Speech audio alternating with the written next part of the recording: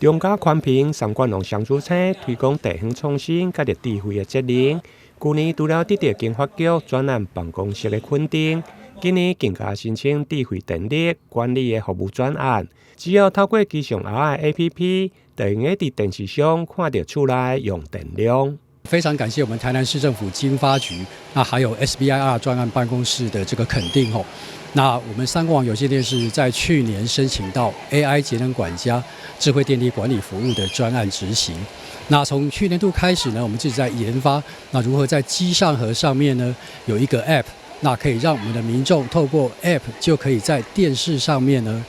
非常清楚的看到他们家里面的用电量。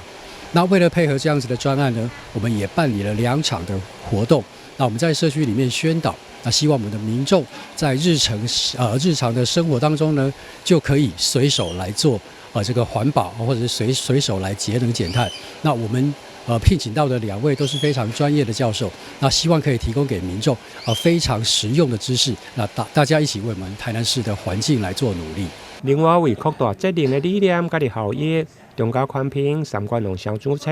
嘛特别举办2场的社区宣导的活动，分别邀请精灵绿生活推广的种子讲师杨宇柱，甲着国立台南大学历史人文系退休的教授刘世军，现场教导长辈如何对家己的居家甲着社区做好责任。其中，刘世军教授更加对中东的战争讲到对台湾的影响，不管是能源的安全，对着整个国家的发展，到个人的食衣住行，拢有影响。今天最主要内容是希望我们社区大家一起来做减碳的事情可以实际来做。因为有时候减碳的事情它可能牵涉到大企业，可能牵涉到学术界的东西那个比较是研究性的，或是大企业要做。但是地方的话，大概跟他们属性不同，但是我们可以实际上来落实。例如说在食物穿衣服住的地方食衣住行方面呢，我们可以大家往减碳的低碳的生活来走。现在我们政府已经开始启动就是实施 ESG 制度。那 ESG 的制度里面的第一项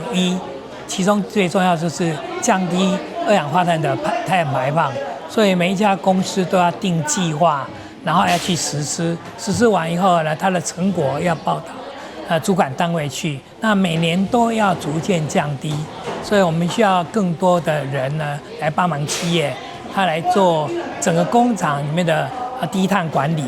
或者是使用低碳的能源或者使用尽量低碳的原料。责任减碳对个人到整个国家，甚至每一个企业拢有责任。不管是环境的保护、社会责任，或者是公司的治理，精灵碳排爱护地球，是每一个国家甲国民爱遵守的机制。台南新闻林根采访报道。